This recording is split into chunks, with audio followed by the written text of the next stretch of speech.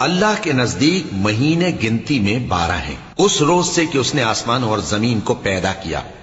اللہ کی کتاب میں سال کے 12 مہینے لکھے ہوئے ہیں، ان میں سے 4 مہینے ادب کے ہیں۔ یہی دین کا سیدھا رستہ ہے۔ تو ان مہینوں میں قتال ناحق سے اپنے آپ پر ظلم نہ کرنا، اور تم سب کے سب مشرکوں سے لڑو جیسے وہ سب کے سب تم سے لڑتے ہیں، اور جان رکھو کہ اللہ پرہیزگاروں کے ساتھ ہے۔ ادب کے کسی مہینے کو ہٹا کر آگے پیچھے کر دینا کفر میں بڑھ جانا ہے۔ اس سے کافر گمراہی میں پڑے رہتے ہیں۔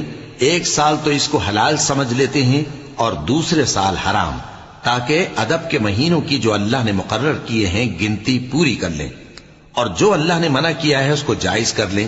ان کے برے اعمال ان کو بھلے دکھائی دیتے ہیں، اور اللہ کافر لوگوں کو ہدایت نہیں دیا کرتا۔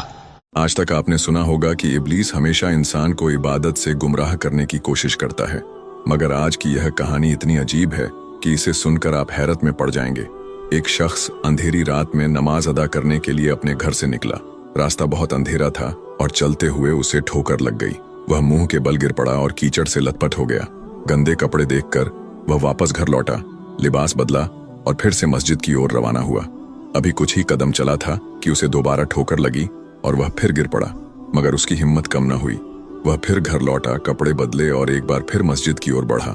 اس بار جب وہ گھر سے باہر نکلا تو دروازے پر ایک اجنبی کھڑا تھا، جس کے ہاتھ میں ایک چمکتا ہوا چراغ تھا۔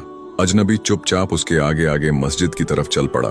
چراغ کی روشنی میں اس بار راستہ صاف نظر آ رہا تھا اور وہ بنا کسی مشکل کے مسجد پہنچ گیا۔ مسجد کے دروازے پر وہ اجنبی ٹھہر گیا اور نمازی اندر چلا گیا۔ نماز ادا کرنے کے بعد جب وہ باہر نکلا تو دیکھا کہ وہ اجنبی ابھی بھی کھڑا تھا، مانو اسے گھر چھوڑنے آیا ہو۔ نمازی کو اجنبی پر شک ہوا اور اس نے اس سے پوچھا، آپ کون ہیں؟ اجنبی نے جواب دیا، میں ابلیس ہوں۔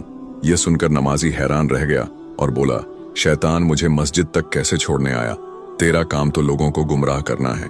ابلیس ہنستے ہوئے بولا، جب پہلی بار تو گرا تو اللہ نے تیرے سارے گناہ معاف کر دیے، جب دوسری بار گرا تو اللہ نے تیرے پورے خاندان کو بخش دیا۔